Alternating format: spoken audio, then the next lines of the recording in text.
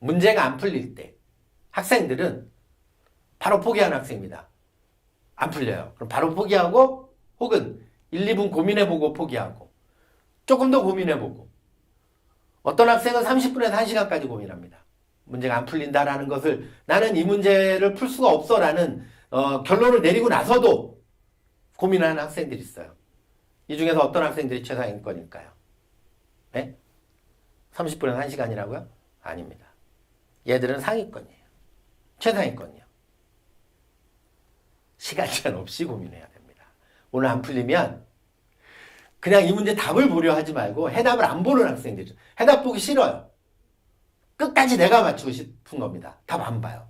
내일도 안 보고 학교 갔다가 오는 길에 고민도 해보고 수업 시간에 고민해보고 쉬는 시간에 고민해보고 다음 주에 또 고민해보고 차라리 다음번에 3회독, 4회독 다시 재학습 들어갈 때 다시 풀어보는 한이 있더라도 답 보기 싫어하는 거예요. 그리고 그 문제가 계속 걸려요. 그런데 이제 어머님들은 어떻게 생각하냐면 야 그러다가 진도 언제 나가. 그러니까 적당히 풀다가 바로 포기하고 너무 오래 고민하지만 시간 아까워. 많은 문제 풀어야 되잖아. 이런 식으로 아이들에게 얘기를 했다가는 최상위권 절대 못 되는 거예요. 자, 그럼 모든 문제는 그럴 수는 없죠. 물론 모든 문제를. 그럼 어떻게 해야 될까요? 오늘 내가 수학 공부를 3시간 해요. 그리고 한 숙제가 한 30문제 있어요. 그럼 어떻게 해요? 한 2시간 30분? 한 2시간? 내가 문제를 풀다가 안 풀리면 적절하게 정답의 해설 채점도 해보고 틀린 문제도 다시 보고 이래야 되겠지만 그래도 풀다가 이 문제가 꽂히는 게 있어. 이 문제는 내가 한번 끝까지 풀어보고 싶은데 풀릴 것 같기도 한데 가물가물한데 이런 내가 승부욕이 발동하는 문제를 적어도 매번 숙제를 할 때 한두 문제는 체크해뒀다가 마지막에 뭐 숙제 시간이 다 끝났다던가 아니면 숙제 시간 공부할 수 있는 시간 말무리에는 이 문제만 들고 파고드는 습관이 길러져야 돼요. 그래서 문제를 한 문제라도 더 풀기 위해서 시간 아까우니까 생각하기를 포기해. 이렇게 하는 학생들은 이렇게 공부를 하면 무조건 상위권까지는 갈지언정 중학교 때까지. 뭐 중학교에서 예를 들어서 뭐 학교마다 좀 다르겠죠. 우리 뭐 강남으로 치자면 단대부중, 대청중, 역삼중 어림도 없죠. 그렇게 했다가는. 근데 나머지 뭐 조금 요새 또 언주중도 문제가 어려워지지만 예를 들어서 뭐 좀 문제가 쉬운 학교 같은 경우는 그렇게 해도 상위권은 됩니다. 그리고 뭐 전국적으로 다른 지역 같은 경우는 중학교 시험 문제까지는 뭐 그렇게 해도 많은 문제를 풀면 상위권까지를 되죠. 사고력이 없어도. 근데 최상위권 되기는 힘든 거예요. 고등학교 가서는 상위권도 힘들어집니다. 이제. 그래서 저희는 문제를 끙끙대고 오랫동안 매달려서 뇌 신경회로망이 강화되어지는 시냅스와 시냅스가 연결되고 시냅스가 새로 생성되기도 하면서 그래서 이 전전두엽에 있는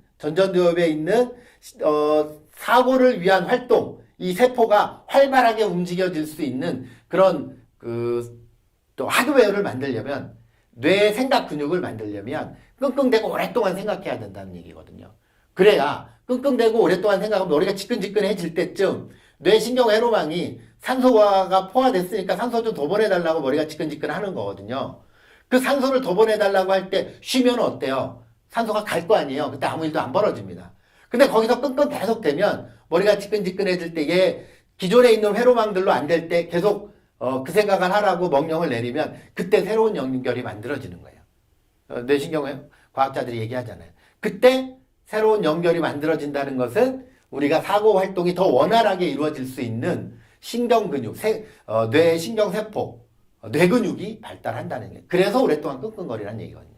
그러려면 공부를 하는 데 있어서도 예습이 필수입니다. 예습이. 기존에 예를 들어서 진도 나가고 복습하고 진도 나가고 복습하고 이런 과정에서는 생각할 여유가 없어요. 숙제하고 진도 나가면 선생님 가르쳐주면 복습하 이런 게 아니라 예습이 있는 공부. 최상위권 학생들 예습하지 말라고 해도 합니다. 궁금하니까. 오늘 배울 내용 내가 먼저 한번 풀어보고 갈래.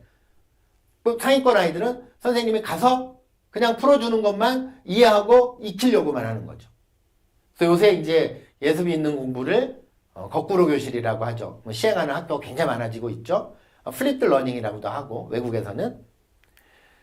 자, 예를 들면 이 구조들을 한번 볼게요. 이게 개념이에요. 이게 이제 교과서 개념이에요. 그러니까 강의한 아이들 개념입니다. 근데 요거는 이제 시중 그 문제집 시중 수학교재 개념이에요. 뭐 일반적인 개념이죠. 요게.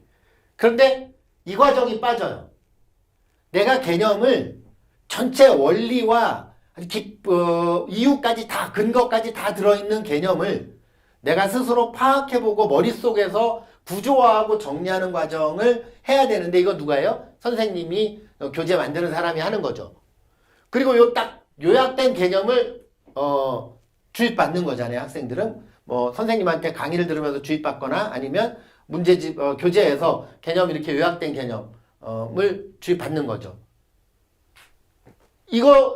이 정리된 개념에서 적용되면 필수 예제가 풀립니다.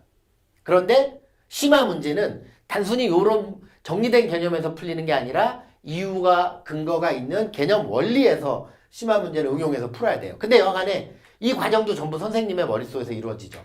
일단 먼저 풀어주고 풀어보고 학생한테 풀이 방법 알려줘요. 그러니까 수업 시간이 어떻게 이루어지죠?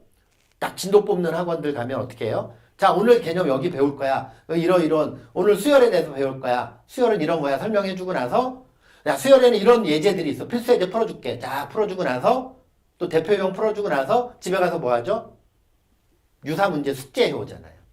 그러니까 이 과정이 전부 선생님의 머릿속에서 이루어지고 요렇게 받아들이면 요 학생들은 이제 상위권까지 되는 거죠. 그럼 최상위권 학생들은 바로 요 과정을 자기의 머릿속에서 이 사고 과정이 자기 머릿속에서 진행되도록 하는 겁니다. 하지 말라도 기질상 그렇게 해요. 궁금하니까. 먼저 가서 예습을 해보고 수업 시간에 참가하고 또 다시 복습하고. 자, 이렇게 공부를 해야 된다라는 겁니다. 그래서 결국은 저희의 주장은 단호합니다. 습관을 만들어주면 기질이 된다. 내 아이가 최상위권 학생의 기질을 가지고 있지 않아요. 그런데 자꾸 그런 식 최상위권 학생들이 공부하는 방식으로 그렇게 습관을 만들어주는 거예요. 강제시키는 거죠. 그러다 보면 그것이 이렇게 공부하면 더 재밌고 이렇게 공부하면 효과가 좋구나 라는 것을 터득하게 되고 체득하게 되면 자기도 그렇게 공부하게 되는 거예요. 그럼 기질이 되는 거죠.